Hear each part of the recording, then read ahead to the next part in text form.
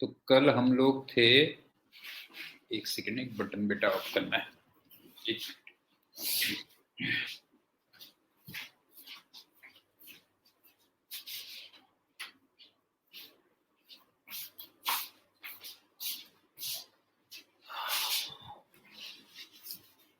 तो कल हम लोग थे डायरेक्ट रिजल्ट्स पे और 3 रिजल्ट्स मैंने दिए थे, राइट।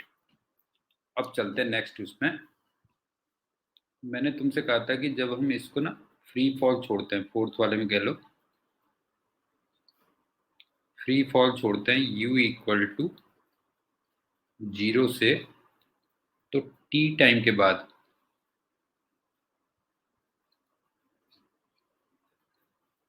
ये जो h नीचे गिरता है, ये हाफ GT² नीचे गिरता है, या 5t² नीचे गिरता है। इतना मैंने बताया था, क्यों? अब देखो, इन 1 सेकेंड वैल्यू पुट करते हुए चलना। देखो इसमें रखते जाना, 5 मीटर नीचे गिरेगा ना, उसमें वैल्यू पुट करते हुए चलना ना। 1 सेकेंड में कितना गिरेगा? 5 मीटर नीचे गिरेगा। इन 2 सेकेंड कितना नीचे गिरेगा? 20 मीटर। इन 3 second 45 metre, and so on. हाँ, तो मेरे ख्याल से ये तो समझ में आ गया होगा, ये हो गया। लेकिन अगर मैं ये कहूं कि फर्स्ट सेकंड में कितना गिरा, फर्स्ट सेकंड में 5 मीटर, सेकंड सेकंड में कितना गिरा? हाँ, समझ में आ गया बेटा, ये बताओ, सेकंड सेकंड में कितना गिरा? 15 मीटर। इसमें से ये माइनस हो जाएगा ना, 20 में से 5 माइनस हो जाएगा। और ये बताओ कि थर्ड सेकंड में कितना गिरा? 25 मीटर। क्लियर हो गया? And so on. मतलब पहले सेकंड में 5 मीटर, दूसरे सेकंड में 15 मीटर और तीसरे सेकंड में 25 मीटर। तो ये जरा रेशियो देखना, ये 1:3:5 आ रहा है कि नहीं आ रहा? बताओ जो है, 5 मीटर, 15 मीटर और 25 मीटर। आप ये देखो ना, 5 metre ratio 15 metre ratio 25 metre, and so on. ये अल्टीमेटली 1:3:5 आ रहा है कि नहीं आ रहा? बताओ जो है, ये हो गया, किस हो गया। इसका मतलब अगर u इक्वल टू 0 से आप किसी को छोड़ोगे, तो फर्स्ट सेकंड में, सेकंड सेकंड में, थर्ड सेकंड में जो भी वो हाइट गिरेगा, ये डिस्टेंस गिरेगा, वो इस रेशियो में आएगा 1, 3, 5 एंड सो ऑन। लेकिन इसी रिजल्ट को मैं जनरलाइज कर दे रहा हूँ, 5।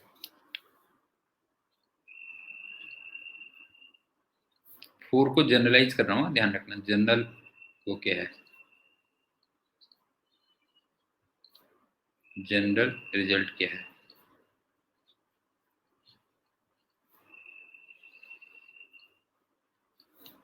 अगर u 0 हो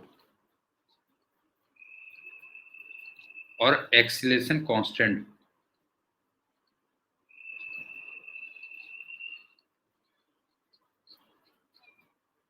तो किसी भी इंटरवल में, इक्वल इंटरवल ऑफ टाइम में, in any equal interval of time,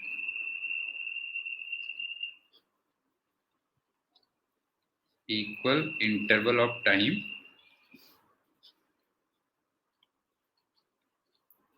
ratio यही आता है हमेशा, 1:3:5 यही चलता है। u 0 हो और एक्सीलरेशन कांस्टेंट हो, मतलब ऐसे समझ लो कि जैसे मान लो मैं 2 सेकंड का इंटरवल ले लेता हूँ, सपोज करो, लेट मैंने जो इंटरवल ले लिया वो 2 सेकंड का ले लिया है।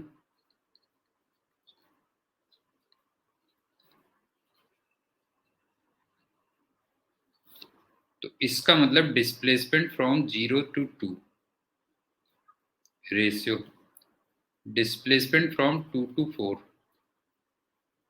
Ratio, displacement from 4 to 6। समझ में आ रहा है क्या कह रहा हूँ बेटा?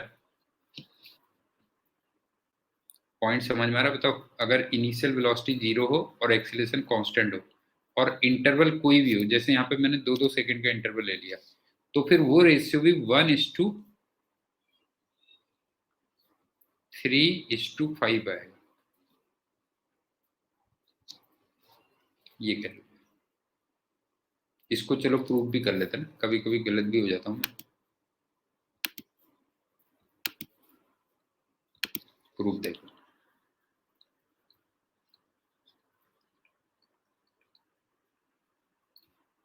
ये बताओ कि अगर u 0 हो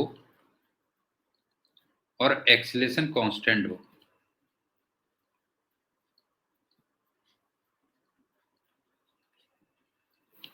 तो displacement from 0 to t,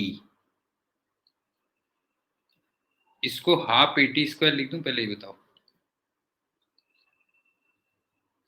ut plus half AT²। बताओ, डिस्प्लेसमेंट फ्रॉम 0 to t, इसको ut प्लस हाफ AT² की जगह हाफ AT² रख दूं? ये हो गया। अब यहां से चेक करते हुए चलो, डिस्प्लेसमेंट फ्रॉम 0 to 2 कितना आया? हाँ ध्यान से देखना बेटा, जो है इसकी जगह 2 का स्क्वायर हो गया, इसकी जगह 2 का स्क्वायर हो गया, तो ये हो गया 4, 2a आ गया। बताओ कोई डाउट है? बताओ कोई डाउट तो नहीं है? 0 to 2। इसी टाइप से अगर मैं डिस्प्लेसमेंट फ्रॉम 0 to 4 लिखूं,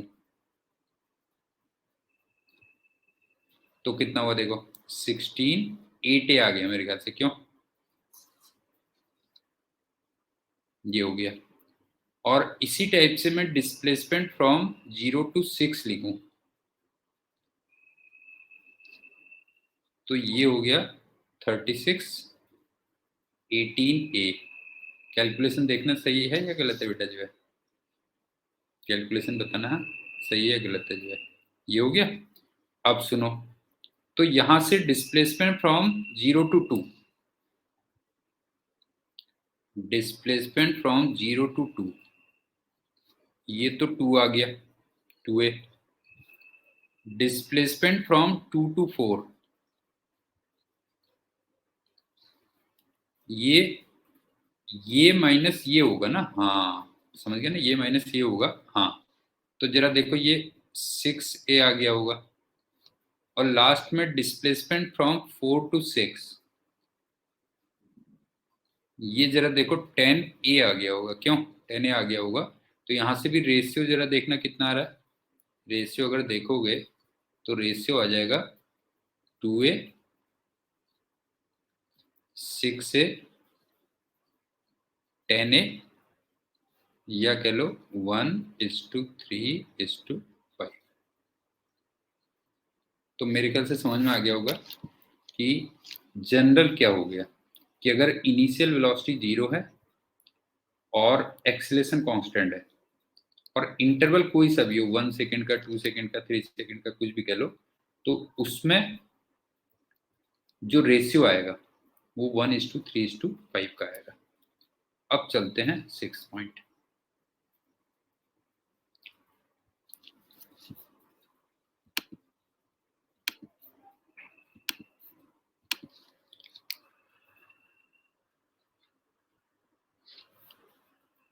सपोज करो मैंने इसको 40 मीटर पर सेकंड से ऊपर फेंका,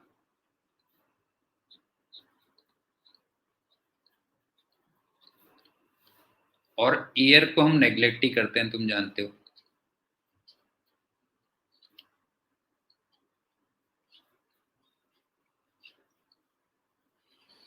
ज्यादातर केसेस में। तो टी अप और टी डाउन वो दोनों इक्वल आते थे और 4 सेकंड होते थे। बताओ याद है कि नहीं है? नहीं है, ऊपर जाने में और नीचे आने में दोनों में क्या होता था, 4 सेकंड का टाइम लगता था। अब देखो इंटरेस्टिंग बात देखो कि क्या है।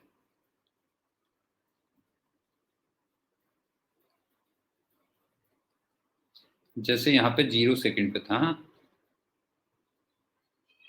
मान लो 1 सेकंड में यहाँ पे आता है, फिर ये 2 सेकंड, फिर ये 3 सेकंड, और ये इसको 4 सेकंड कह लो, 4 सेकंड, फिर ये 5 सेकंड, 6 सेकंड, 7 सेकंड, और इधर फिर वापस आ गया 8 सेकंड, ये हो गया। अब मैं इसमें क्या कहना चाह रहा हूँ देखो, कि ऊपर की जर्नी का जो लास्ट सेकंड है वो नीचे की जर्नी का फर्स्ट सेकंड है ना। ये बताओ, ऊपर की जर्नी का जो लास्ट सेकंड है वो नीचे की जर्नी का फर्स्ट सेकंड बन रहा है कि नहीं बन रहा है? डिस्टेंस वाइज कह रहा हूँ बेटा जो है, ये बताओ। और ये 5 मीटर ट्रेवल करेगा। बताओ ये समझ में आया कि नहीं आया? ये पॉइंट समझ में आ रहा है बेटा जो है? अपवर्ड जर्नी का जो लास्ट सेकंड है वो डाउनवर्ड जर्नी का क्या है, फर्स्ट सेकंड है, और उसमें वो किससे ट्रेवल करेगा, कितना ट्रेवल करेगा, 5 मीटर ट्रेवल करेगा। और ये u की वैल्यू 40 थी, तो क्या ये रिजल्ट u से डिपेंडेंट है? ये बताओ, ये जो 5 मीटर है क्या u से डिपेंडेंट है? ये बताओ जो u पे डिपेंड कर रहा है? नहीं कर रहा ना। हाँ, मैं 40 से फेंकू, 30 से फेंकू, 60 से फेंकू, वो जो रिजल्ट है वो क्या है बताओ जो है, u से इंडिपेंडेंट है, बस हो गया, ये कह लो। तो मैं क्या लिख रहा हूं देखो, first last second, last second of upward journey,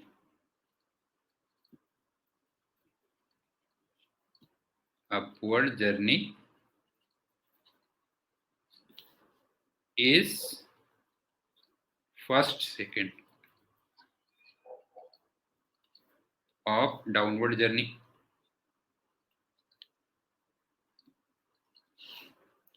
और इसमें मैंने तुमसे कहा जो डिस्टेंस ट्रेवल्ड है, डिस्टेंस ट्रेवल्ड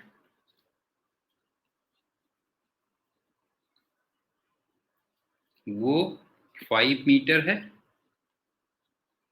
और इंडिपेंडेंट ऑफ यू है, इंडिपेंडेंट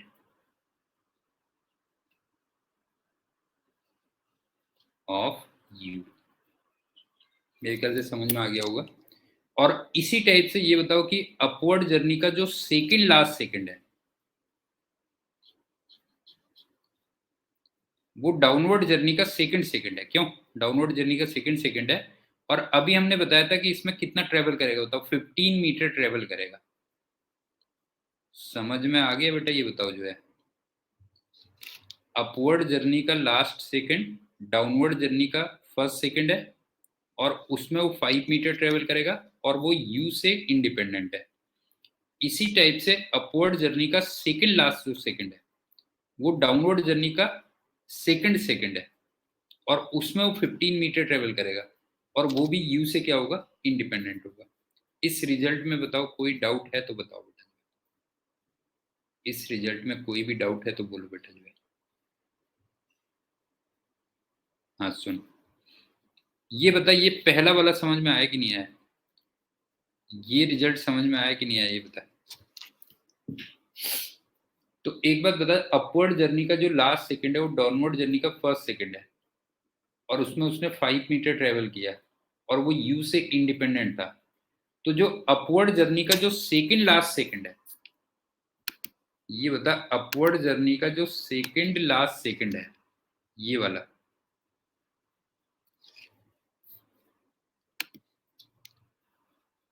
सेकंड लास्ट सेकंड है, ये डाउनवर्ड जर्नी का सेकंड सेकंड नहीं है, बता जो है। ये डाउनवर्ड जर्नी का सेकंड सेकंड है कि नहीं है बेटा, ये बता जो है। और अभी हमने कहा था कि अगर वो फ्री फॉल गिरता है तो पहले सेकंड में वो 5 मीटर गिरता है, फिर 15 मीटर गिरता है, फिर वो 25 मीटर गिरता है, एंड सो ऑन। ये कह रहा हूं मैं जो है, ये पॉइंट समझ आ रहा है। तो पहले में 5, फिर 15, फिर 25 एंड सो ऑन। तो इसका मतलब उसमें वो कितना गिरेगा बताओ जो है, 15 मीटर गिरेगा बस, हो गया जो है। क्यों 15 मीटर गिरेगा? हाँ वही ना, 1:3:5। और वो 15 मीटर भी यू से क्या होगा बता जो है, इंडिपेंडेंट होगा बस, हो गया। समझ में आया एंडी? ये कह रहे। अब चलते हैं सेवंथ। सेवंथ वाले में और थोड़ा क्लियर हो जाएगा तेरे को।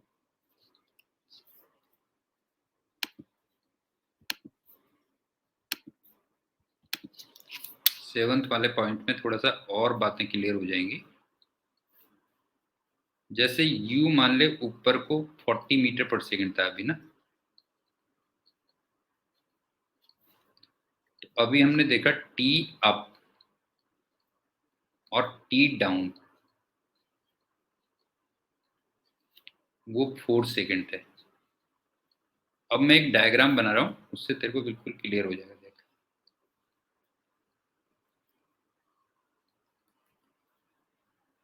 देख के चलना है। ये 5 मीटर, ये 15 मीटर, ये 25 मीटर, और फिर लास्ट में 35 मीटर। देखा, ये 5 मीटर हो गया, ये 15 मीटर हो गया, ये 25 मीटर हो गया, और ये 35 मीटर हो गया। ये तो हाइट हो गई। अब मैं जरा सेकंड्स लिख देता हूँ, कहाँ कहाँ पे कौन कौन से सेकंड्स हैं। ये 0 सेकंड, ये 1 सेकंड, 2 सेकंड, 3 सेकंड, और इसको यहाँ पे चलो 4 मान लेते हैं। ये 5 सेकंड, 6 सेकंड, 7 सेकंड, और 8 सेकंड। ये भी ठीक हो गए। और अब जरा वेलोसिटी भी बना लेते हैं इसी में, तो मेरे ख्याल से सब कुछ क्लियर हो जाएगा ना।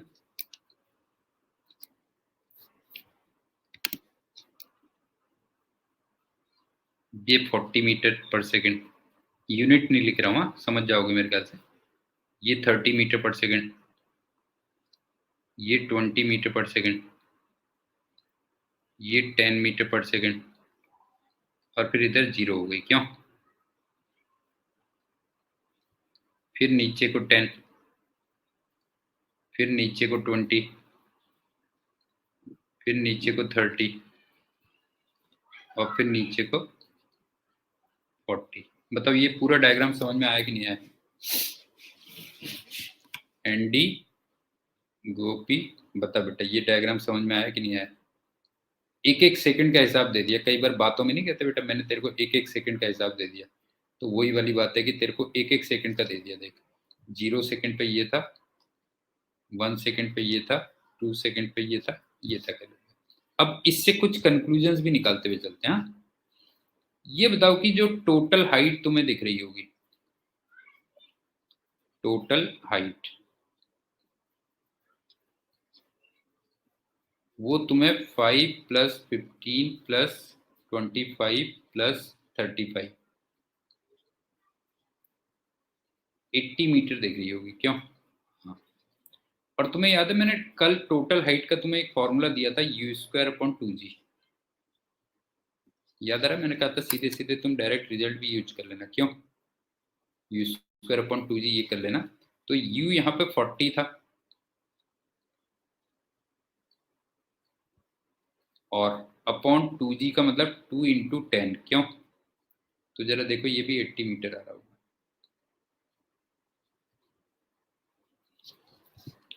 मेरे ख्याल से क्लियर है। अब दूसरा चलते हैं, सुनो।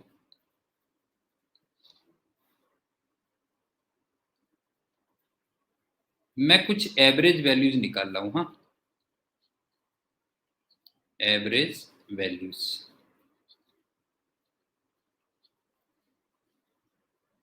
और तुम्हें याद होगा एवरेज वैल्यूज मैंने तुमसे कहा था हमेशा किसी इंटरवल में निकाली जाती है। क्यों? हमेशा इंटरवल में निकाली जाती हैं। तो 0 से लेके 6 सेकंड के बीच में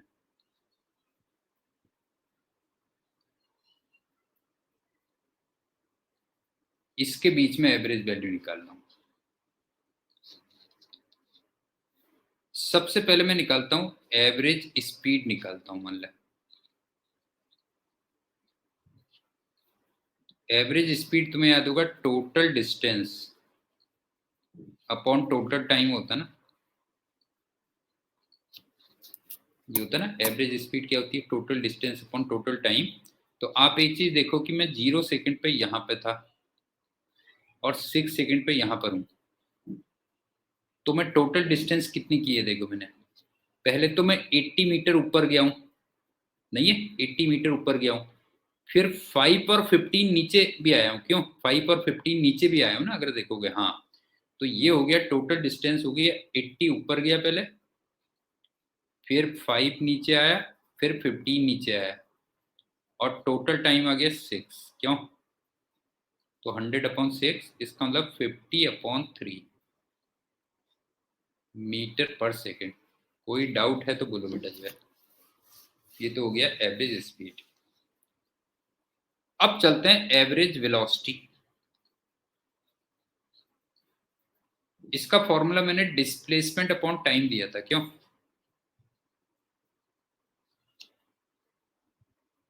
और डिस्प्लेसमेंट कहां से मेजर किया जाता है, यहां से। क्यों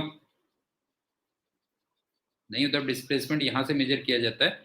तो जरा बताओ यहां से लेके यहां तक डिस्प्लेसमेंट कितना रहा बेटा जो है, ये और ये मिलके +60 हो गए। नहीं नहीं 60 हो गए बेटा, ये मेरे ख्याल से 60 हो गए ना। डिस्प्लेसमेंट कह रहा हूं मैं, डिस्प्लेसमेंट देख कितना हुआ, 60 हुआ ना बेटा जो है। तो डिस्प्लेसमेंट हो गया +60 अपॉन टाइम हो गया 6। तो इसका मतलब +10 मीटर पर सेकेंड। और एक बच्चों वाली बात है, एवरेज वेलोसिटी जब मैंने पूछी थी तो वेलोसिटी वेक्टर क्वांटिटी होती है। क्यों, वेलोसिटी वेक्टर क्वांटिटी होती है, इसलिए मैंने प्लस साइन लगा दिया है, क्योंकि वेक्टर में प्लस या माइनस ठीक है। लेकिन जब मैंने एवरेज स्पीड तुमसे पूछी है, तो स्पीड तो हमेशा प्लस ही होती है, उसमें ऑब्वियस है। क्यों, स्पीड हमेशा क्या होगी, प्लस ही होगी। तो मैंने कुछ उसके आगे प्लस माइनस नहीं लिखा है। मेरे ख्याल से समझ में आ गया होगा। अब चलते हैं एवरेज एक्सीलरेशन। एवरेज एक्सीलरेशन का तुम्हें फॉर्मूला याद है, delta v upon delta t. इसका मतलब v final minus v initial upon time. और फाइनल वेलोसिटी यहां पे कितनी थी देखो, नीचे को थी, हाँ नीचे को थी -20। क्यों, नीचे को -20 थी ना बेटा जो है। फाइनल वेलोसिटी कितनी थी, -20। और जब तुमने ऊपर को फेंका था तो उसमें वेलोसिटी +40 थी, तो ये 40 आ गई अपॉन 6। तो ये -10 मीटर पर सेकेंड स्क्वायर हो। बताओ ये बात समझ में आ गई कि नहीं आ गई। ये डायग्राम बिल्कुल क्लियर है बेटा, ये बताओ जो ये डायग्राम बिल्कुल क्लियर है ना। एक एक सेकंड का जो मैंने तुम्हें हिसाब दिया है जो है, ये करें। लेकिन यहाँ पे एक छोटा सा नोट करने वाली बात भी है, वो देखो क्या है।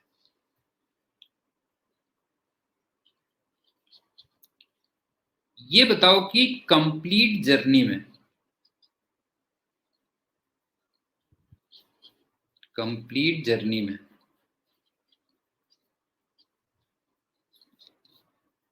ए की वैल्यू कांस्टेंट नहीं थी, बताओ।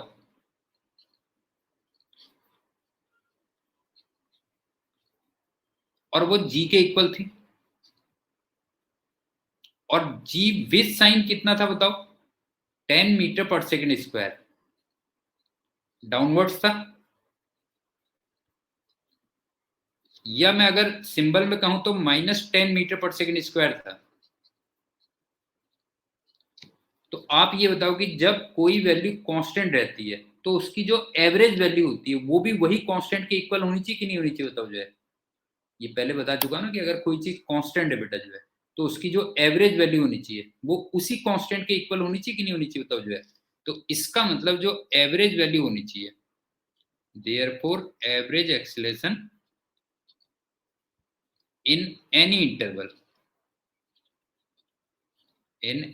interval is also equal to -10 metre पर सेकेंड स्क्वायर। ये हो गया और यही हमारा रिजल्ट भी आ रहा था। तो मेरे ख्याल से सेकेंड्स डायग्राम से भी तुम्हें काफी कुछ चीजें क्लियर हुई होंगी, ये कह लो जो है। अब चलते हैं 8th पॉइंट।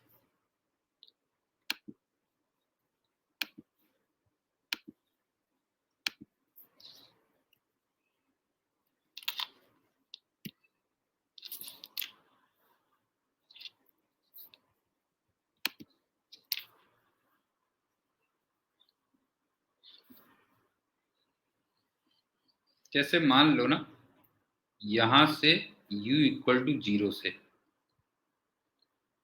ए एक्सेलरेशन से कोई बॉडी स्टार्ट हुई और ये t टाइम तक गई।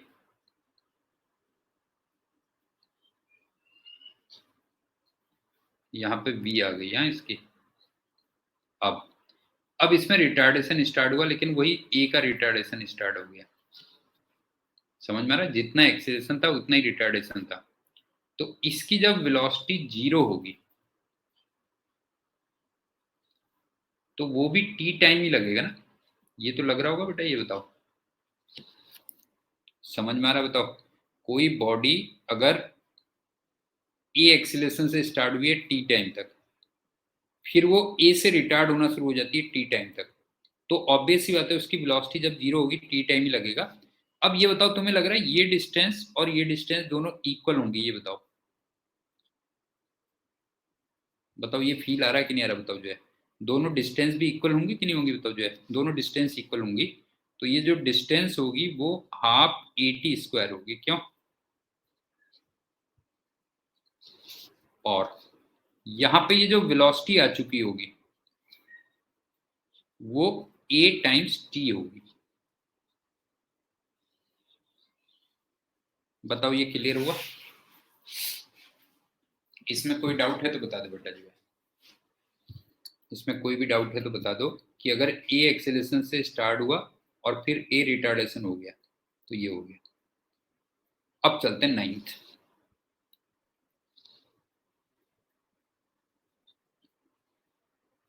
अब थोड़ा चेंज करते हैं।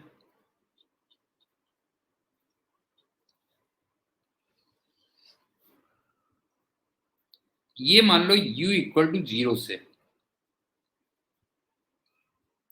a एक्सेलरेशन से स्टार्ट हुआ और t टाइम तक एक्सेलरेट हुआ, लेकिन अब इसमें जो रिटार्डेशन हो गया मान लो वो n टाइम्स a हो गया। गोपी समझ में आ रहा है बेटा, पहले a एक्सेलरेशन से स्टार्ट हुआ था, अब उसमें रिटार्डेशन n टाइम्स a का हो गया, तो इसकी जो वेलोसिटी 0 होगी वो t बाई n होगी। हाँ बताओ फील आया या नहीं आया बेटा, ये बताओ जो है। ये बताओ ये फील आया कि नहीं आया, बताओ जो है कि अगर कोई बॉडी b की वैल्यू 0 तक कह रहा हूं मैं,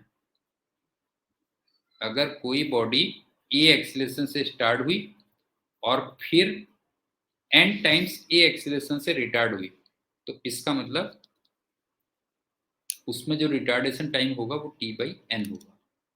और एक चीज और, ये डिस्टेंस मान लो d है और ये डिस्टेंस मान लो d डैश है।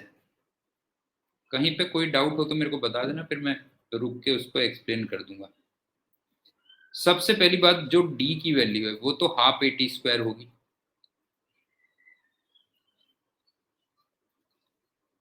v की वैल्यू 80 होगी, और जो d डैश होगा, हाँ ध्यान से देखना बेटा जो है, हाफ ए टी स्क्वायर इसका मतलब d बाई n आ रहा है, जरा चेक करो। ये देखो जरा, चेक करो बेटा।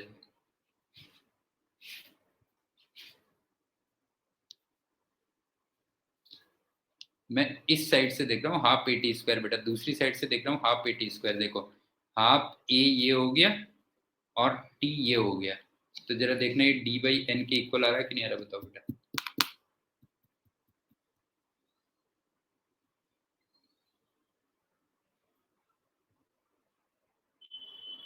इसको कंक्लूड कर रहा हूँ, इस वाले को कंक्लूड कर रहा हूँ।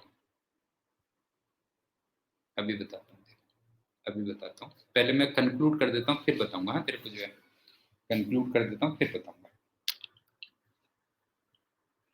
कंक्लूजन क्या रहा, हाँ देखना।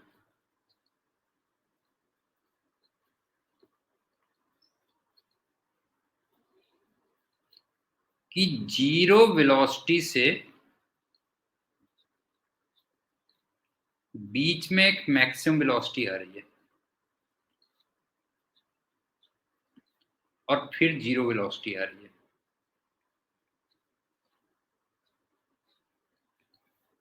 यहां पे एक्सीलरेशन हो रहा है और यहां पे रिटार्डेशन हो रहा है।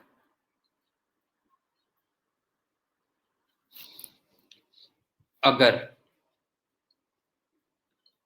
रिटार्डेशन एन टाइम्स का हो, रिटार्डेशन एन टाइम्स हो,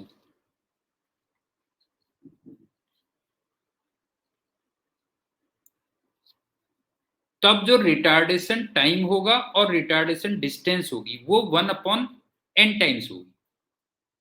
then retardation time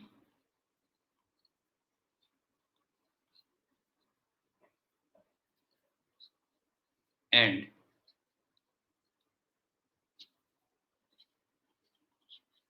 retardation distance. Proof अभी कर दूंगा मैं, पहले इसको देख लो, पहले ये बताओ। रिटार्डेशन डिस्टेंस 1/n टाइम्स होगा। पहले ये बताओ जो मैंने पीछे लिखा वो इसके इक्विवेलेंट है या नहीं, ये बताओ।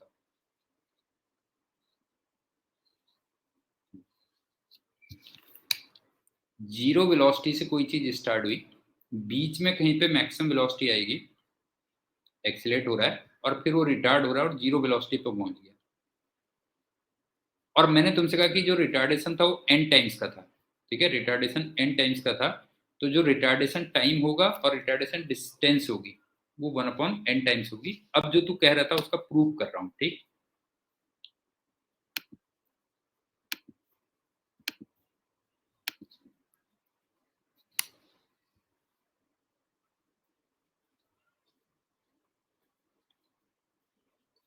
देखो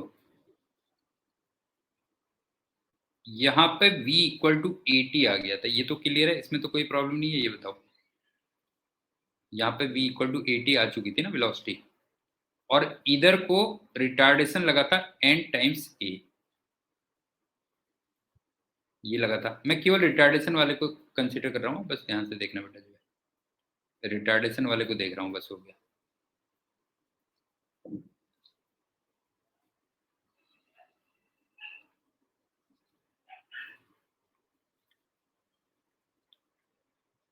अब यहाँ पे वेलोसिटी को जीरो होना है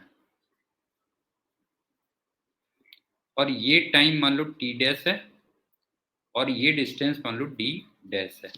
तो अब सबसे पहले मैं इक्वेशन लगा रहा हूँ v equal to u plus a t. अब देखते हुए चलना बेटा, जो है v हो गया जीरो, u हो गया प्लस ए टी और t हो गया टी डैश प्लस a हो गया माइनस एन ए और t हो गया, अच्छा टी डैश यहाँ पे नहीं आएगा ना, सॉरी, टी डैश यहाँ पे नहीं आएगा,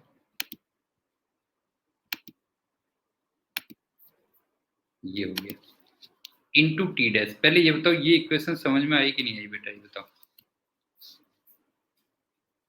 ये बताइए इक्वेशन समझ में आई? v equal to u plus a t लगाया मैंने और हम ये वाली डायरेक्शन को प्लस लेते हैं, ये वाली डायरेक्शन को माइनस में लेते हैं। एन डी बता बेटा ये समझ में आया नहीं? v equal to u plus a t लगाया, b को रख दिया 0, u को रख दिया प्लस एटी और a को रख दिया माइनस एन ए, इतना। तो यहाँ से जरा देखना टी डैश की जो वैल्यू आ रही होगी टी बाई एन आ रही होगी ना।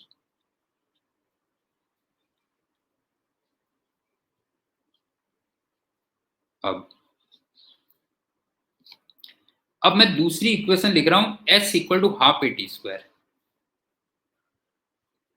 s equal to half a t square, हाँ sorry u t plus half a t square पूरा होगा।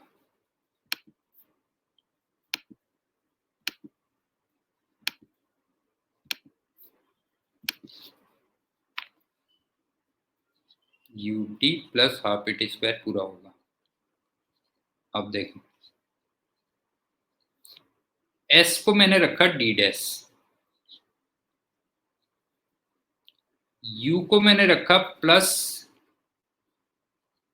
Eighty,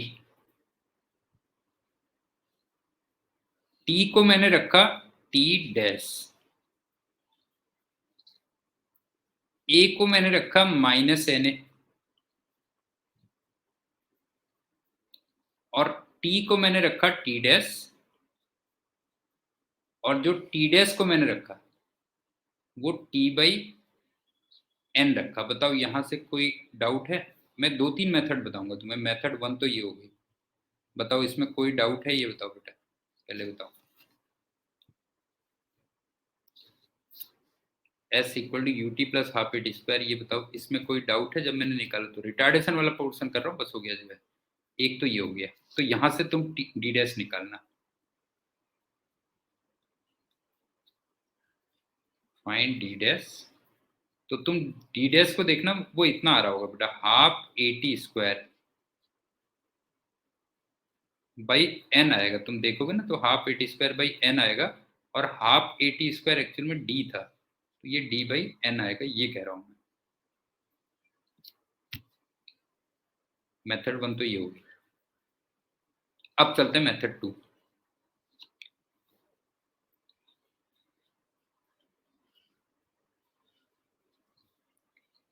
we square equal to u square plus two s लिख लेते हैं।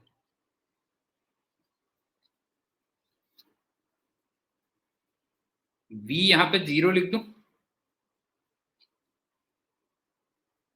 बताओ बेटा v इक्वल टू 0 रख दूं? अब u पे आ जाओ, u को रख देते हैं v इक्वल टू एटी, क्यों?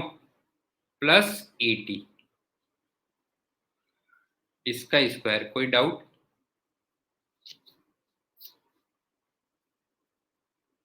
ये हो गया ना, u ये हो गया। अब a को रख दो माइनस एन ए और s को रख दो प्लस डी डैश। बताओ कोई डाउट है बेटा? बताओ।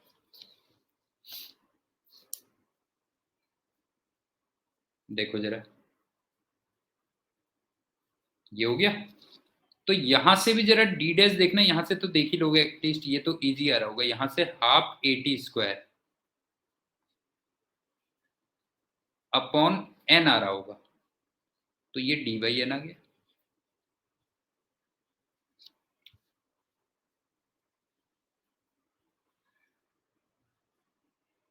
चेक करके देखो, उतना ही आ रहा होगा मेरे ख्याल से, half a t square upon n, तो डी बाई एन आ रहा होगा कैलोरी में। अब लास्ट मेथड देखो क्या है।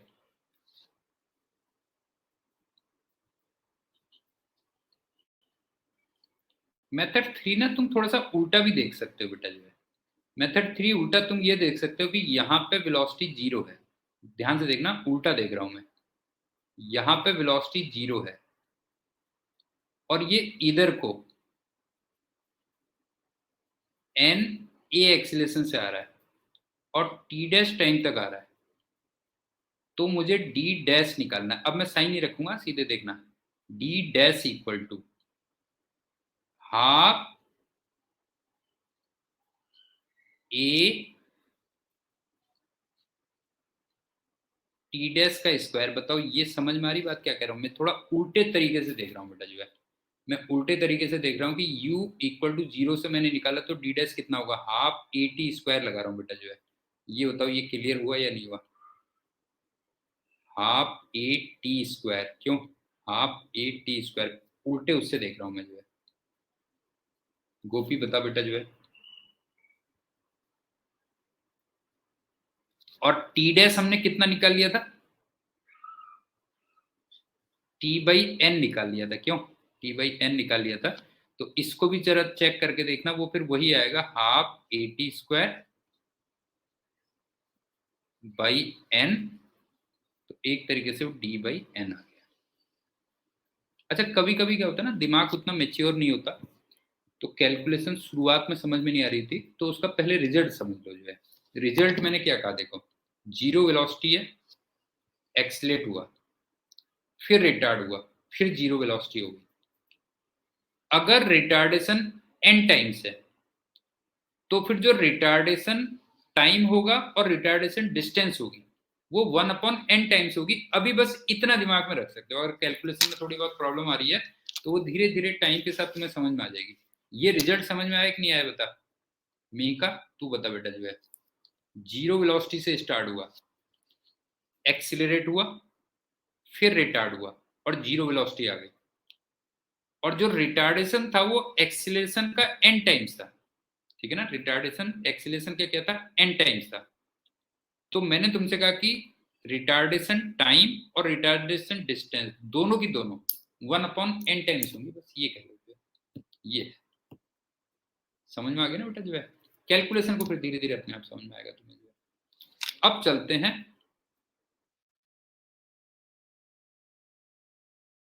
And point.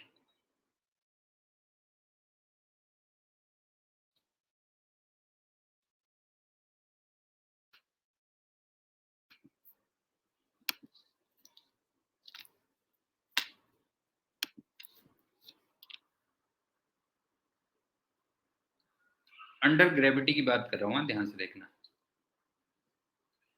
अंडर ग्रेविटी, ये भी थोड़ा फास्ट कैलकुलेशन के लिए कर रहा हूँ, सुनते रहना।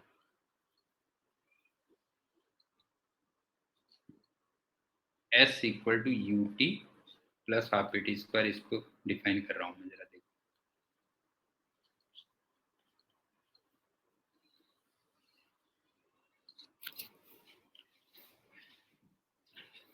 एक्चुअल में ना S के दो पार्ट होते हैं बेटा जो है। एक्चुअल में यहाँ पे फिर वो जी टी स्क्वायर हो जाएगा ना, ये ग्रेविटी वाला पार्ट हो जाएगा, क्यों?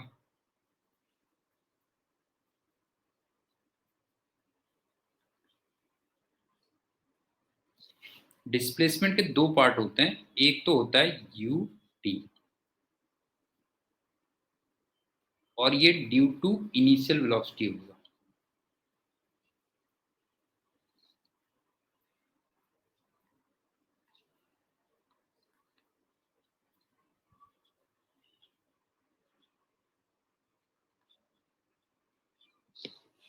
मतलब एक तो पार्टिकल जो डिस्प्लेस होगा वो अपनी इनिशियल वेलोसिटी की वजह से होगा बेटा जो है।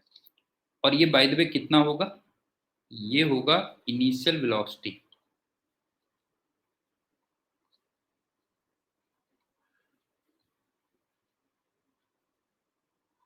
Into time. समझ में आ रहा है क्या कह रहा हूं मैं? एक तो पार्टिकल को उसकी इनिशियल वेलोसिटी ले जाएगी कहीं, और वो कितना ले जाएगी, इनिशियल वेलोसिटी इनटू टाइम ले जाएगी। लेकिन ये वाला प्लस में भी आ सकता है, जीरो भी आ सकता है, और माइनस भी आ सकता है। प्लस का मतलब ऊपर को हो गया बेटा जो है, हाँ। प्लस का मतलब ऊपर को हो गया, हाँ। प्लस का मतलब ऊपर को हो गया, इसका मतलब ये ऊपर भी हो सकता है, नीचे भी हो सकता है, जीरो भी हो सकता है। वो डिपेंड करेगा यू की वैल्यू पे, depends upon you.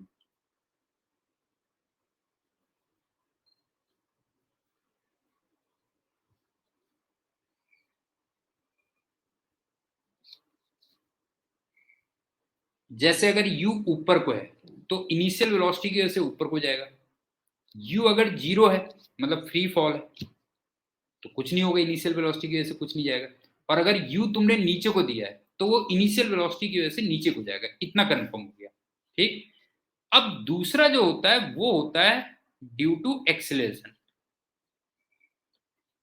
Due to acceleration. लेकिन अगर मैं ग्रेविटी की बात कर रहा हूं तो ये हमेशा डाउनवर्ड्स होगा, ऑलवेज डाउनवर्ड्स।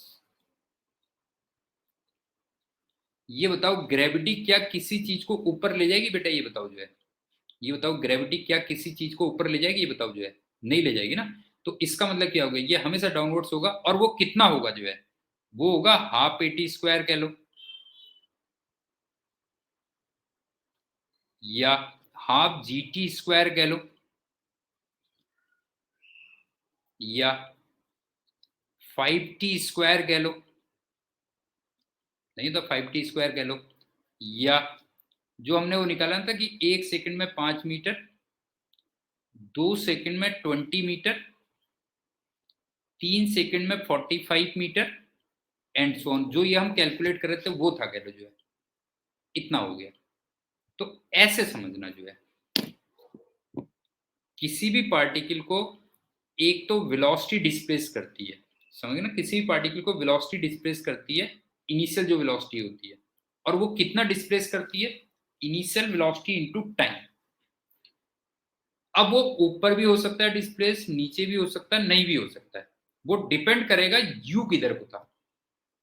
और दूसरा मैंने तुमसे कहा ग्रेविटी, ग्रेविटी लेकिन हमेशा नीचे को लाएगी, ठीक है ना, ग्रेविटी हमेशा नीचे को लाएगी, और वो कितना नीचे लाएगी, हाफ एटी स्क्वायर, या हाफ जी टी स्क्वायर, या 5t स्क्वायर, या फिर 5 मीटर, 20 मीटर, 45 मीटर, ये कह लो। जैसे मैं एक टेबल में एग्जांपल समझाऊंगा तो उससे बताते हुए चलना। हाँ सुनो,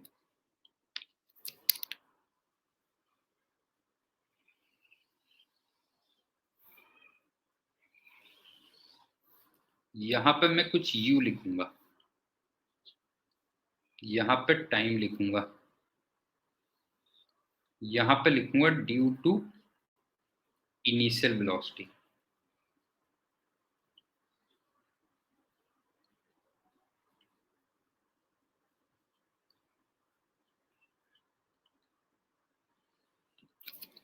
यहां पे लिखूंगा ड्यू टू ग्रेविटी,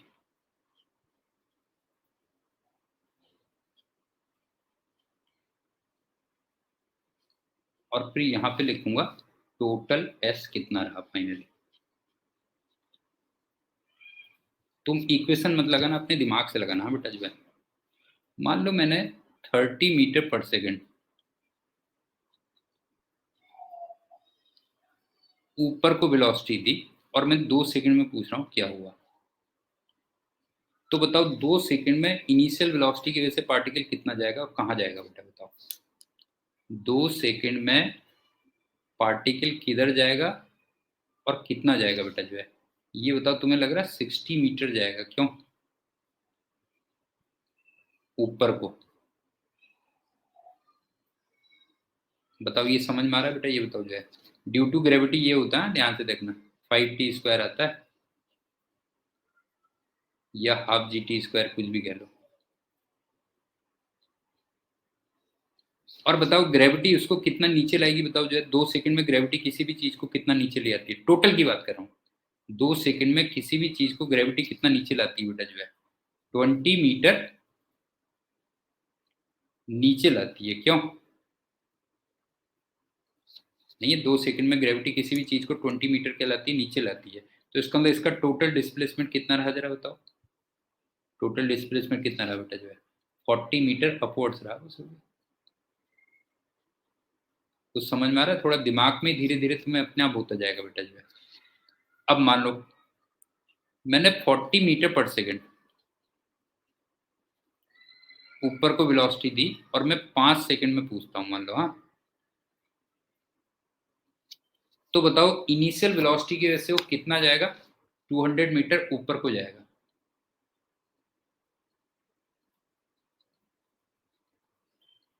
लेकिन ग्रेविटी उसको इतना नीचे लाएगी, हाँ ध्यान रखना बेटा, ग्रेविटी हमेशा नीचे लाएगी बेटा, ध्यान रखना।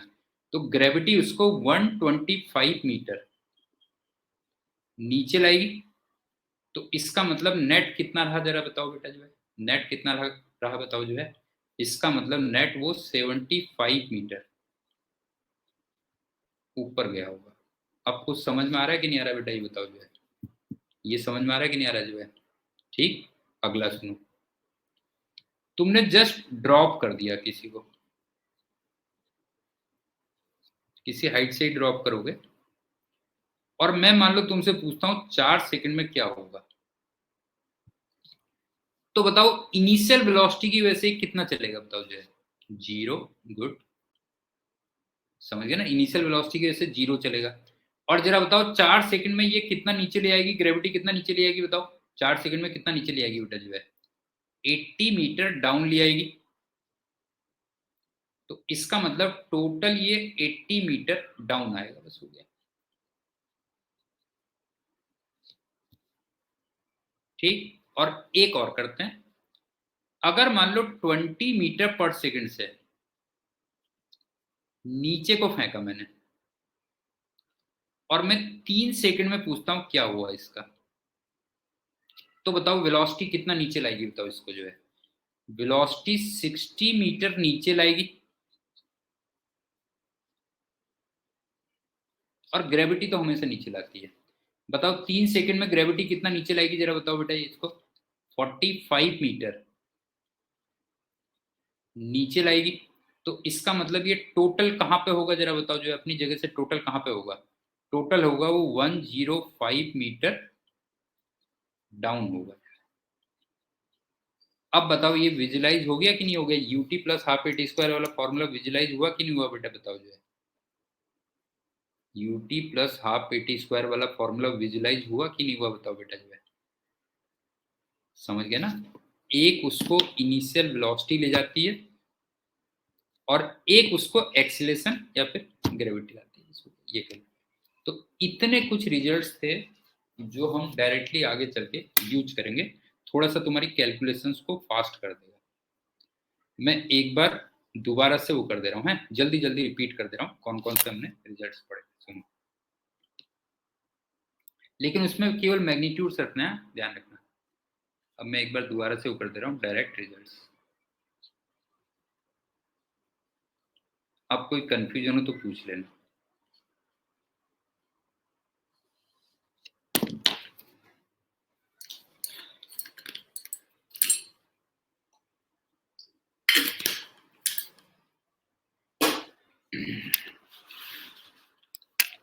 शुरुआत से, हाँ देखो,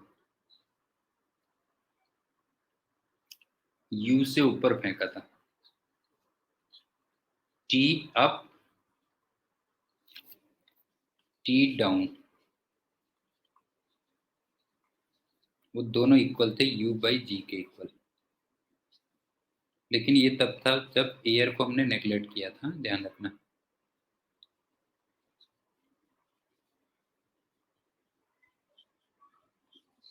और टी टोटल 2u अपॉन जी था, और जो हाइट गया था वो यू स्क्वायर अपॉन 2g था। और अगर एयर को कंसिडर करोगे,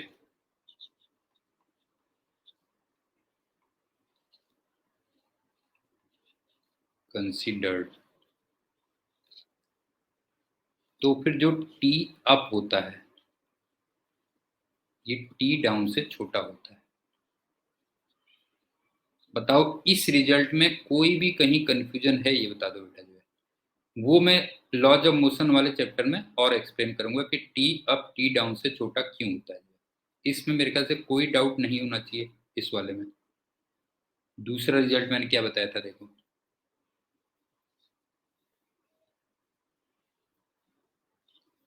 रिजल्ट्स का ऑर्डर हो सकता है थोड़ा बहुत आगे पीछे हो जाए, ध्यान रखना।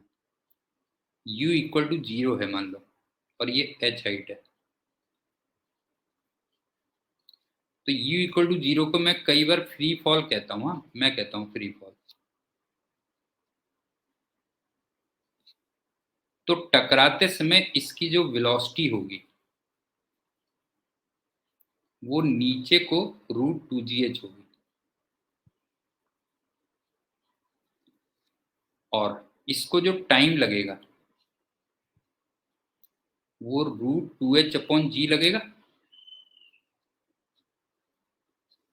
और इसको मैंने तुमसे कहा था मैं आगे चल के फ्री फॉल टाइम भी कहूंगा। क्यों? Free fall time. मेघा बताना बेटा कोई डाउट हो किसी उसमें, लेकिन इसमें सिर्फ मैग्नीट्यूड्स रखने हैं। साइन में ऑलरेडी जब इनको डिराइव किया होगा सब साइन वाइन रख चुका हूँ बेटा जो है। ये था तीसरा।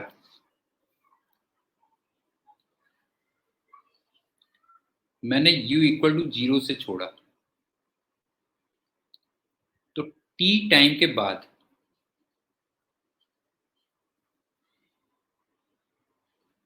इसकी वेलोसिटी नीचे को होगी, वो gt होगी, और g की वैल्यू रख दी तो 10t होगी। एक तो ये कहा था मैंने। और अगर मान लो ये h है, तो ये h जो आएगा वो ½ gt² होगा, वो 5t² होगा। क्यों? अब यहीं पे कुछ बच्चों को हो सकता है थोड़ा सा डाउट हो।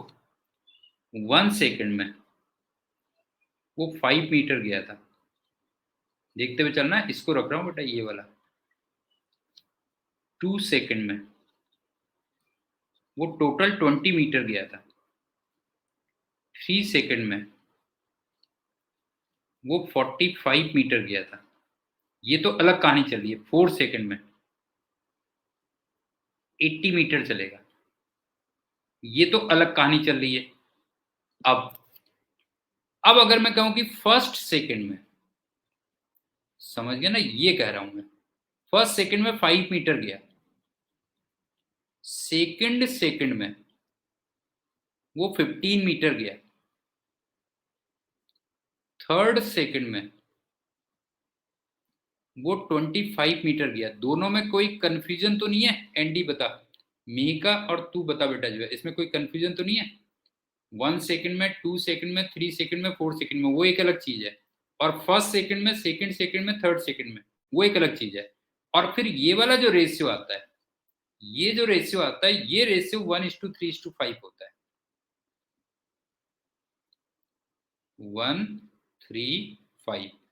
कई बच्चों को इसमें कंफ्यूजन होता है बेटा, तुम कंफ्यूजन मत रखना। एंडी तू बता, तेरे को डाउट तो नहीं है बेटा जो है? पहला अलग चीज है, पहली वाली चीज अलग है बेटा जो है, और दूसरी चीज अलग है जो है, ये कह लीजिए। ठीक। फोर्थ, उसके बाद तुम्हें याद होगा मैंने इसी को जनरलाइज कर दिया था ना। मैंने कहा था कि अगर u की वैल्यू 0 है और एक्सीलरेशन कांस्टेंट है और इंटरवल कोई सा भी हो,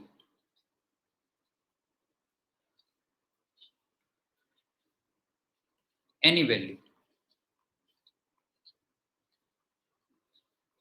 जैसे आपके मैं मान लो 3 सेकंड का इंटरवल ले लेता हूं, लेट 3 सेकंड। तो मैंने क्या बोला था बताओ?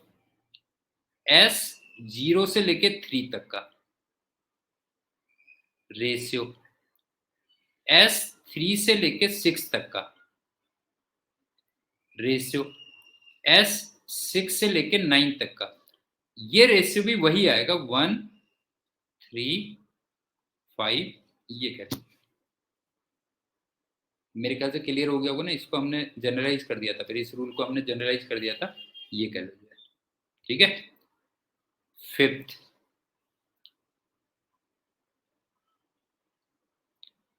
फिर तुम्हें याद होगा मैंने कहा था कि अगर किसी चीज को ऊपर फेंकते हो तो अपवर्ड जर्नी का जो लास्ट सेकंड होता था, क्यों last second of upward journey, वो डाउनवर्ड जर्नी का फर्स्ट सेकंड होता था। क्यों? Last second of upward journey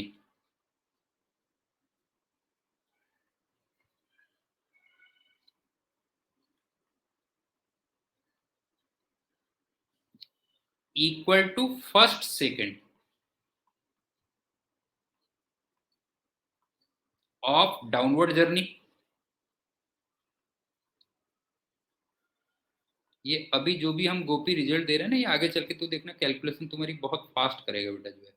confusion अभी थोड़ा सा टाइम लगेगा तुम्हें समझने में, लेकिन आगे कई चीजों में बहुत फास्ट होगा फिर ये काम। ठीक, first second of downward journey होगा, और इसमें ये डिस्टेंस कितनी ट्रेवल करता है? डिस्टेंस ट्रेवल करता है 5 मीटर। क्यों? याद रख, डिस्टेंस ट्रेवल करता है 5 मीटर, और ये 5 मीटर इंडिपेंडेंट ऑफ क्या होता है बताओ जो है? This is independent of you. Good evening बेटा।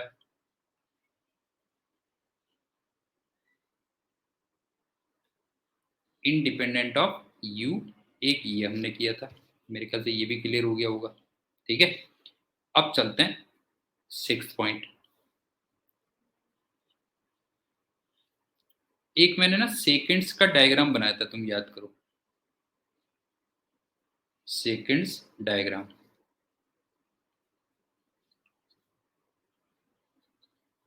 ये क्या कह रहा हूं मैं, सुनो, कि अगर u 30 मीटर पर सेकेंड ऊपर को है, तो फिर ऊपर जाने का टाइम और नीचे आने का टाइम वो 3 सेकेंड ईच होगा। क्यों? और उसके बाद तुम्हें याद है कि मैंने एक एक सेकंड का तुम्हें हिसाब दिया था, तो वो सेकंड का हिसाब कैसे होता था, याद करो बेटा जो है।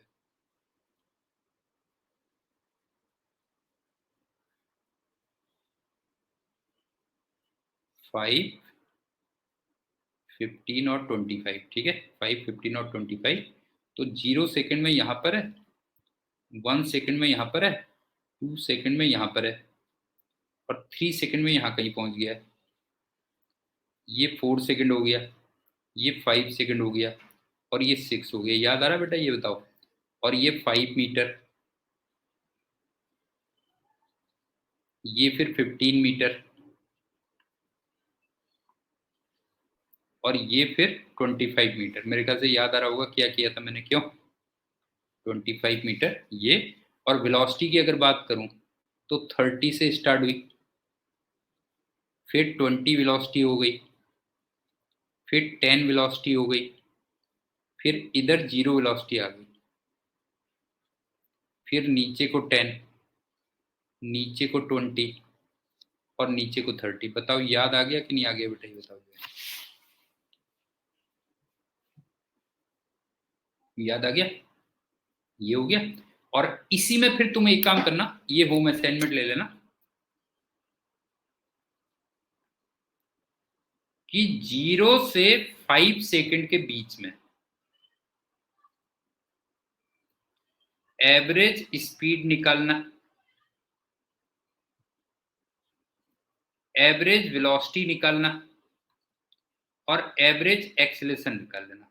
ये हमने किया था, लेकिन एवरेज एक्सेलरेशन कितना आएगा जरा बताओ।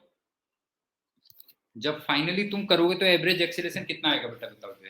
एवरेज एक्सेलरेशन आएगा -10 मीटर पर सेकेंड स्क्वायर, ये आएगा। क्योंकि ऑब्वियस सी बात है, एक्सेलरेशन कांस्टेंट है, तो एवरेज एक्सेलरेशन ये होगा। इसके बाद हमने ये किया था। फिर क्या था सुनो, 7th। हाँ, 7th मैंने तुम्हें ये बताया था कि 0 वेलोसिटी से स्टार्ट होते हैं और फाइनली हम 0 वेलोसिटी पे जाते हैं। एक्सेलरेशन ए है, लेकिन रिटार्डेशन na हो जाता है मान लो। तो पहली बात तो यहाँ पे मैक्सिमम वेलोसिटी आएगी,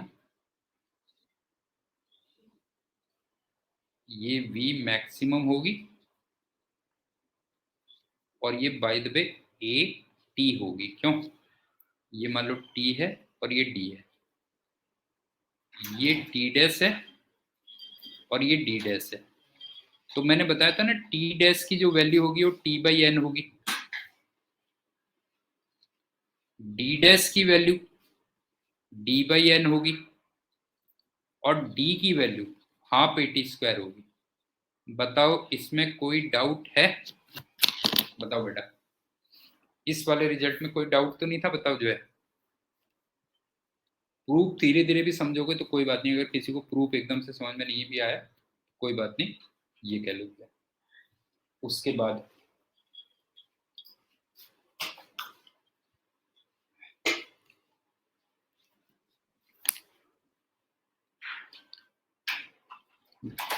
बाद मैंने s equal to ut plus half AT square को एक्सप्लेन किया था। क्यों ut plus half AT square को एक्सप्लेन किया था? वो भी ग्रेविटी के साथ में।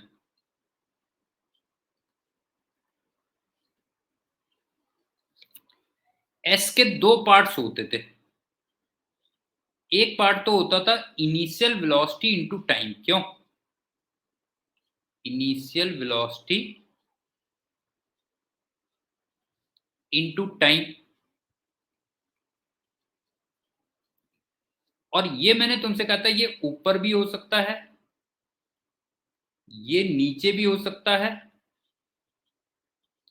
और ये जीरो भी हो सकता है। नहीं, ये वाला जो पार्ट है वो ऊपर भी हो सकता है, नीचे भी हो सकता है, जीरो भी हो सकता है। किस पे डिपेंड करेगा? ये डिपेंड करेगा डायरेक्शन ऑफ यू पे। क्यों depends upon you.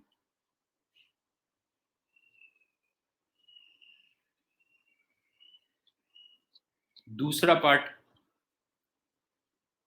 Part gravity की वजह से आता था। क्यों ड्यू टू ग्रेविटी।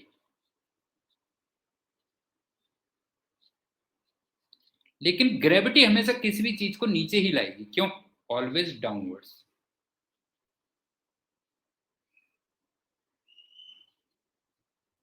और वो कितना होता था? हाफ AT स्क्वायर कह लो, या हाफ GT स्क्वायर कह लो, या 5T स्क्वायर कह लो, या फिर वो जो हमने लिखा था 5 मीटर 1 सेकंड में, 20 मीटर 2 सेकंड में, 45 मीटर 3 सेकंड में, और 80 मीटर 4 सेकंड में, एंड सो ऑन कह लो। बस हो गया, ये था। क्यों समझ में आ गए? रिजल्ट समझ में आ गया बेटा जो है? और देख लेते हैं कोई रह तो नहीं गया। इनको तुम अच्छी तरीके से पढ़ लेना बस। ये आगे चल के मैं बहुत जगह यूज करूंगा। ये तो अच्छा एग्जाम्पल दिया था मैंने। अंडर ग्रेविटी हो गया, ये हो गया,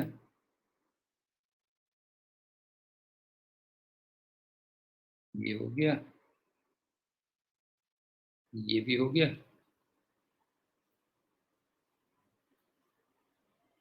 बस हो गए, सारे पॉइंट्स हमारे कवर हो चुके हैं।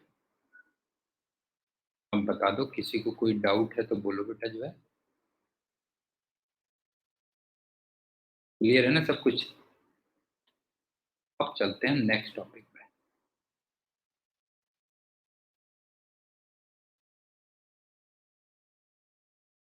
हाँ, अभी तो काफी चीज रह गई। 1D motion with non uniform acceleration रहेगा बेटा जो है। रहेगा 1D motion with non uniform acceleration.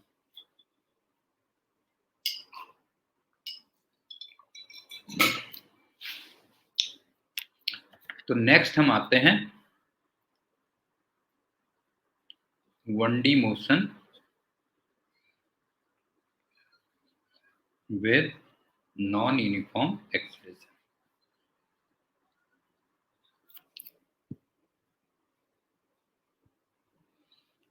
कोई बात नहीं, वैसे मैंने इन्फॉर्म तो किया था ना मेरे ख्याल से लास्ट क्लास में। मैंने लास्ट टाइम इन्फॉर्म किया था ना 6 to 7। कोई बात नहीं, वो देख लेना बेटा फिर ना, रिकॉर्डेड देख लेना। यहाँ से तो हो ही जाएगा तेरा start. 1D motion with non uniform acceleration.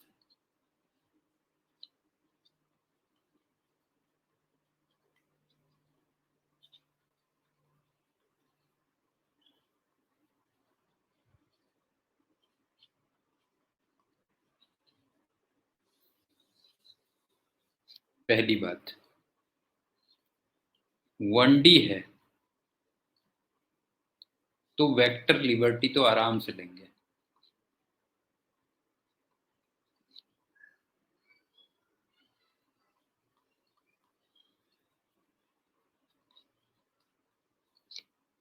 और वेक्टर लिबर्टी का मतलब वो साइन मेथड से हमारा काम चल जाएगा। क्यों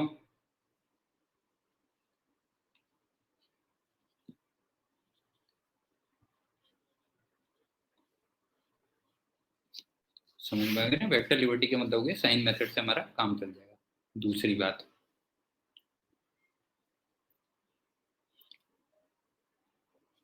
अगर एक्सीलरेशन 0 हो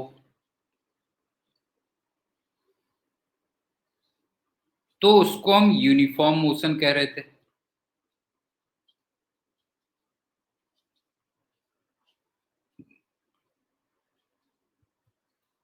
और S इक्वल टू VT से हमारा काम चल जा रहा था, बस हो गया। क्यों? एक ही इक्वेशन से हमारा काम चला जा रहा था ना। अगर एक्सेलरेशन कांस्टेंट हो, 0 हो, तो उसको यूनिफॉर्म मोशन कह रहे थे, या जो हम बचपन में पढ़ते थे distance equal to speed into time. क्यों? Distance equal to speed into time.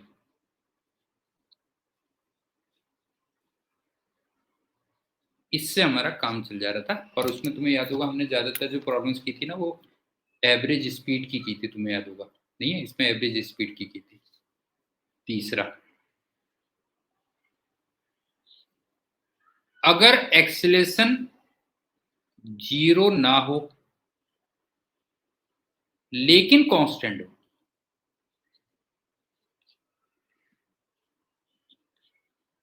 तो फिर हम v equal to u plus a t etcetera use कर रहे थे। क्यों?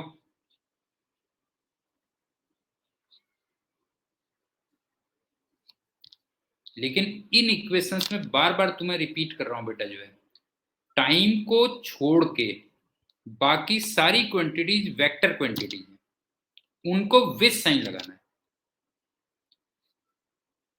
मैक्सिमम जो टाइम की कैलकुलेशन होगी वो s equal to u t plus half a t square से होगी, लेकिन इसमें s कहां से मेजर करना है? जहां पे t इक्वल टू 0 पे थे आप, वहां से मेजर करना है। और t में क्वाड्रेटिक है, तो t के दो रूट्स आएंगे, प्लस भी हो सकते हैं, माइनस भी हो सकते हैं, इमेजिनरी भी हो सकते हैं। प्लस है तो सही है, इमेजिनरी का मतलब कभी नहीं पहुंचेंगे वहां तक, और माइनस का मतलब यह है कि t इक्वल टू 0 से पहले कभी रहे होंगे। ये मेन कंसेप्ट है इसमें, जो है। और उसके बाद आज मैंने कुछ डायरेक्ट रिजल्ट कंप्लीट किए थे, नहीं है, डायरेक्ट रिजल्ट कुछ किए थे, वो कह लो अब। और अब हम चलते हैं फोर्थ में, कि अगर एक्सेलेरेशन 0 ना हो और एक्सेलेरेशन कांस्टेंट भी ना हो, तो फिर हमें डिफरेंशिएशन या इंटीग्रेशन की हेल्प लेनी पड़ती है। ठीक, वी हैव टू टेक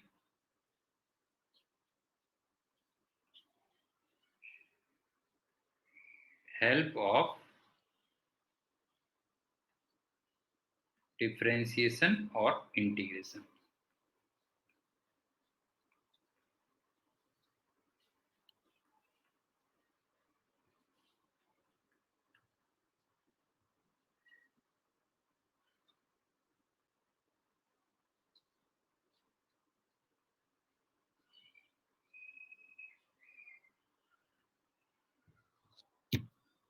अब चलते हैं फिफ्थ पॉइंट पे। हाँ, अभी सब आएगा, चिंता मत कर, तू चिंता मत कर।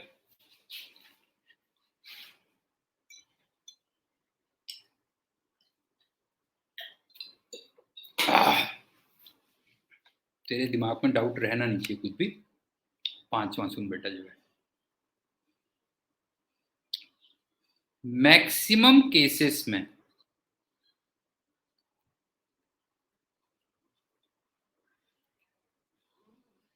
हमारी जो इक्वेशंस होती हैं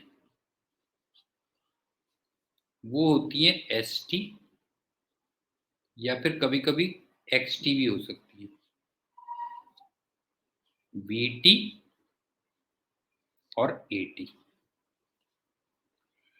मैक्सिमम केसेस में तो ये होगी, और कुछ केसेस में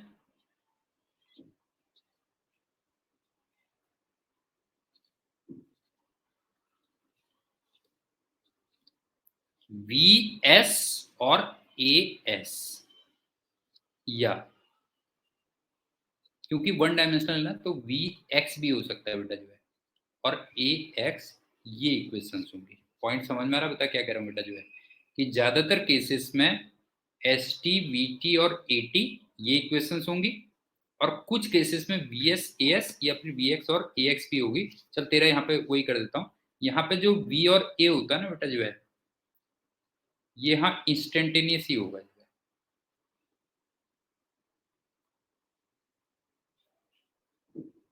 इंस्टेंटेनियस।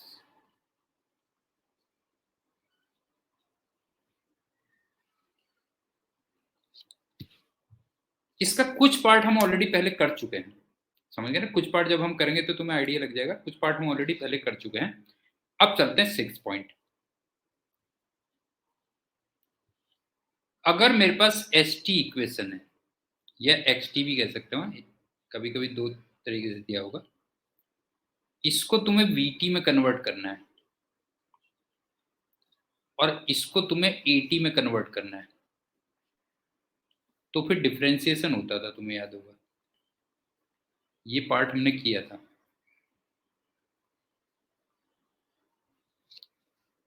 और अगर मान लो उल्टा चलना है,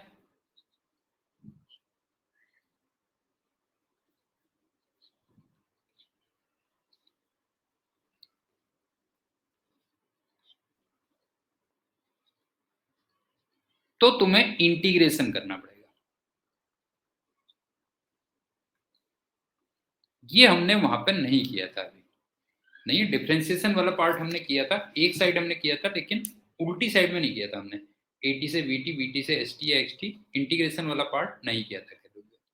ठीक, या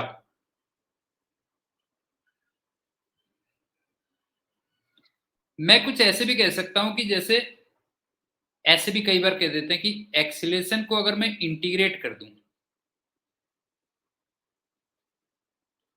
तो वेलोसिटी में पहुंचूंगा, और वेलोसिटी को अगर इंटीग्रेट कर दूं तो मैं डिस्प्लेसमेंट में पहुंचूंगा।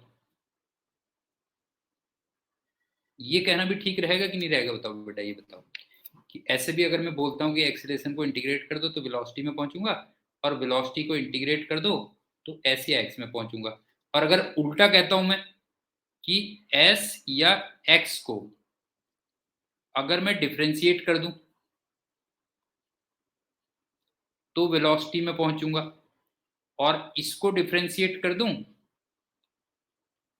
तो एक्सीलरेशन में पहुंचूंगा। बताओ यहां तक कोई प्रॉब्लम तो नहीं है? इस वाली स्लाइड में कोई प्रॉब्लम तो नहीं है? ये बताओ बेटा जो है, एक्स टी को डिफ्रेंशिएट करके बी टी, बी टी को डिफ्रेंशिएट करके ए टी, ये पार्ट हमने किया था। उल्टा पार्ट हमने नहीं किया था। ठीक, अब चलते हैं 7 पॉइंट पे।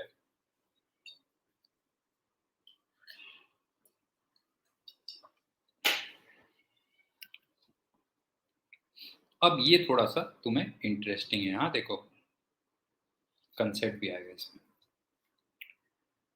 डिफ्रेंसिएशन क्या होता है ना, डायरेक्ट होता है बेटा जो है।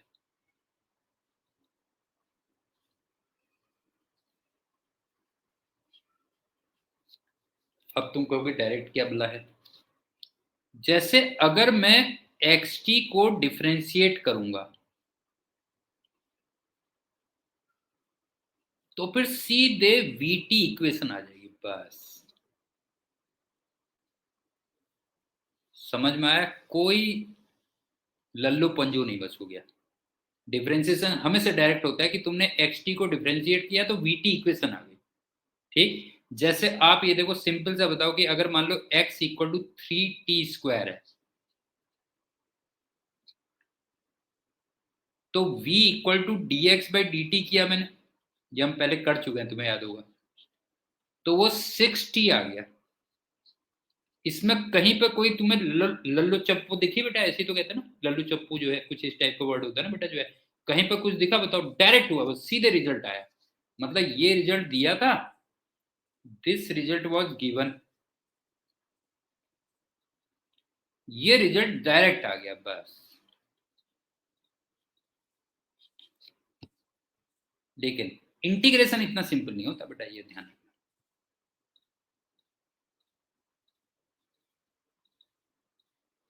बट हाँ, इन इंटीग्रेशन समझ में आ गया तेरे को जो है।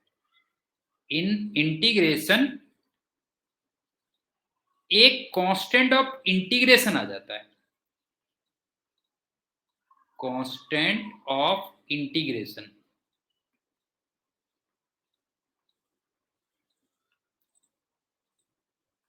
सी आ जाता है।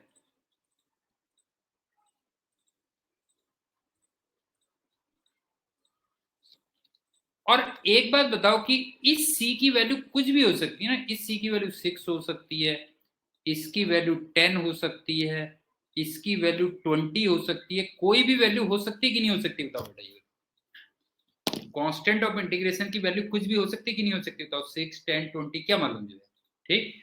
तो तुम्हें फाइंड तो करनी पड़ेगी उसकी वैल्यू जो है, नहीं है अदरवाइज रिजल्ट इनकम्प्लीट रह जाएगा। तो इस c की वैल्यू को फाइंड करने के लिए ध्यान से देखना बेटा जो है, टू फाइंड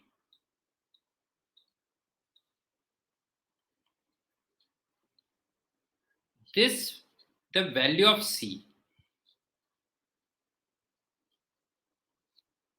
अब ध्यान से देखना बेटा जो है,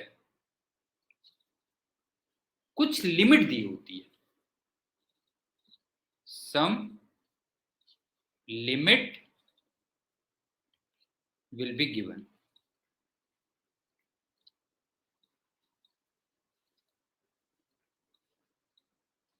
अब तुम कहोगे लिमिट कौन सी बला है, नहीं है तुम्हारे दिमाग में आएगा भाई ये लिमिट कौन सी बला है। तो ये लिमिट क्या है, सुनो, कि अगर मैंने एक्सीलरेशन को इंटीग्रेट किया तो वेलोसिटी पता चली।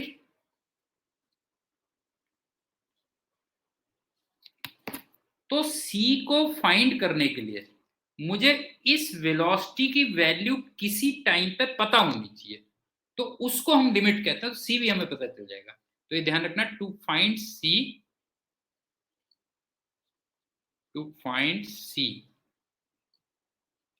वैल्यू ऑफ वेलोसिटी,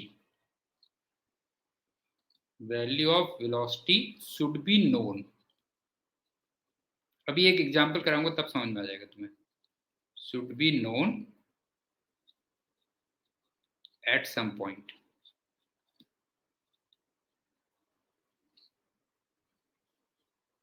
और इसी को हम लोग मैथ्स की लैंग्वेज में लिमिट कह देते हैं, बस हो गया। एक बार रिपीट कर रहा हूं, सुन लो। डिफरेंशिएशन में कोई डाउट नहीं, सीधे रिजल्ट मिलता है। इंटीग्रेशन में लेकिन फंस जाते हैं, वहां पे एक कांस्टेंट ऑफ इंटीग्रेशन हो जाता है। और कांस्टेंट ऑफ इंटीग्रेशन की कुछ भी वैल्यू हो सकती है, 2, 4, 6, 8 कुछ भी हो सकती है।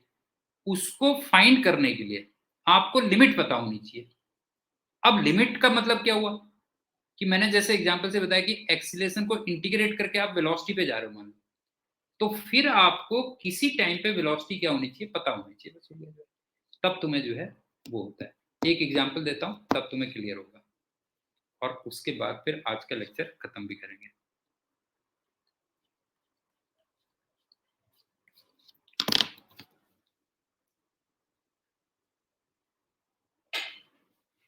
सुनो, अलोंग एक्स एक्सिस मोशन चल रहा है, हाँ?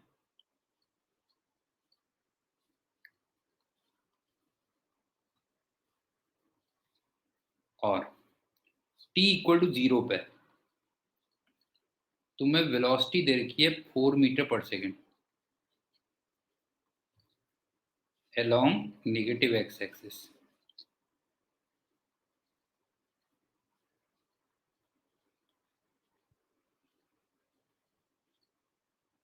यही वो लिमिट है बेटा, ध्यान रखना जो है, समझ गया ना, जो आगे चल के तुम्हें कांस्टेंट ऑफ इंटीग्रेशन निकालेगी। समझ में आ रहा है, ये जो मैंने वैल्यू दे रखी है बेटा जो है, यही लिमिट है। और मैंने आपसे कहा कि यही आगे चल के तुम्हें किस में हेल्प करेगी बेटा जो है, टू फाइंड सी।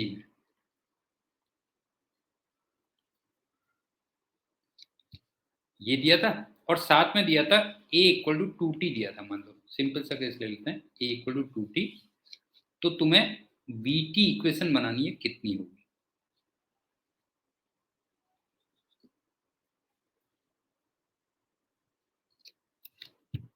अब ध्यान से देखना, ए इक्वल टू 2t है। एक बात बताओ, ए को जब मैं इंटीग्रेट करूंगा तो मैंने क्या कहा था, क्या बनेगा, b बनेगा। ये बोला था ना, ए को जब इंटीग्रेट करूंगा तो b बनेगा। और जरा याद करो, 2t को जब मैं इंटीग्रेट करूंगा तो टी स्क्वायर बनेगा, क्यों नहीं है? 2t को जब इंटीग्रेट करूंगा टी स्क्वायर बनेगा, लेकिन साथ में एक c भी लगाना पड़ेगा। बताओ, कोई डाउट है? बताओ बेटा जी। समझ में आ गया ना, एक्सेलेरेशन को इंटीग्रेट किया तो वेलोसिटी बना, और 2t को इंटीग्रेट किया तो टी स्क्वायर बना, लेकिन साथ में c भी आ गया। अब मैंने तुमसे कहा c कैसे निकालोगे फिर, वो लिमिट दे रखी है ना, देखो t इक्वल टू 0 पे जरा देखना, वेलोसिटी मैंने -4 दे रखी है। आप देखो t इक्वल टू 0 पे वेलोसिटी कितनी दे रखी है, बताओ। वेलोसिटी दे रखी है -4। जरा इसमें पुट करके देखना c कितना आ रहा है बेटा जो है। हाँ, तो यहाँ पे पुट करके देखना, c की वैल्यू -4 आ रही होगी, क्यों c की वैल्यू -4 आ रही होगी। तो अल्टीमेटली ये रिजल्ट, फाइनल रिजल्ट क्या आ गया बताओ जो है। इसका मतलब जो v की वैल्यू आ गई वो टी स्क्वायर -4 आ गई, बस हो गया। ये तुम्हारा आंसर आ गया। एनडी, तेरे समझ में आया बेटा? कांस्टेंट ऑफ इंटीग्रेशन कुछ भी हो सकता था, लेकिन इस क्वेश्चन में वो कांस्टेंट ऑफ इंटीग्रेशन कितना आ गया, तो -4 आ गया, बस हो गया जो है। नहीं है, इस क्वेश्चन में ये आ गया, चलो -4 आ गया। अच्छा, वैसे जस्ट एक चेक करके देखो कि अगर मैं ए निकालता मान लो, तो a equal to d v by d t होता ना। हमेशा नहीं, नॉट ऑलवेज उज्जवल, हमेशा नहीं। वो कई एक्चुअल में ना, ये टी वाले इस टाइप के तो हो जाएंगे, वो कई बार लॉग में आती है, इस टाइप से आती है, फिर फंस जाओगे उज्जवल। कई बार वैल्यू जैसे ना इंटीग्रेशन के बाद एल एन में आ रहा है या कुछ आ रहा है, समझ गया, वहां पे फंस सकता है बेटा जो है।